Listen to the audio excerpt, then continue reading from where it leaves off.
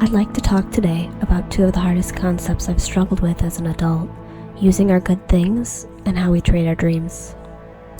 I bought this fabric in 2013, the year I studied abroad in South Korea. We're in Korea. Right now I'm currently living in Seoul, South Korea.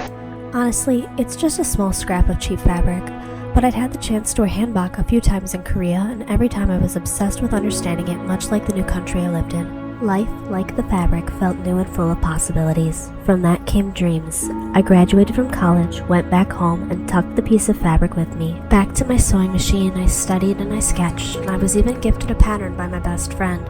But I didn't cut the fabric. I rolled it up, put it in my sewing bin, and moved through school, my first job, a new city, a partner, a marriage, grad school, and through it all, the fabric sat in my drawer.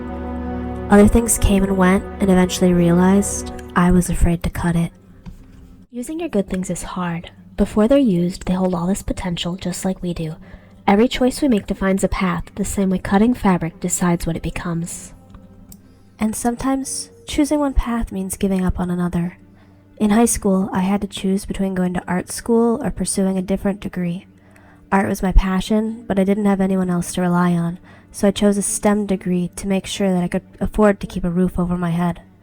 That decision didn't define me as an artist, but watching my peers go to art school and experiencing something I never would, that hurt. And adult life is full of these kinds of choices. In a way, the fabric was the same. One cut and its destiny would be cemented. But when we trade potential for vision, when we pursue something, the trade is always worth it. So I cut the fabric. Being in Korea had been just as hard and just as scary. Everything felt big while I felt small. When I finally began to sew, I realized something deeper.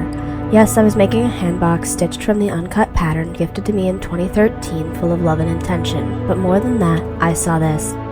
While sometimes we trade dreams, it's easy to mourn what we didn't do, but we should never forget to honor the things we did carry with us. Since 2013, life's kept moving. I've grown and changed and carried things forward, and slowly the dreams I once only imagined began to take shape. I wanted to honor her, the version of me who first believed. So I made the handbok, and I brought a doll I made back to Korea.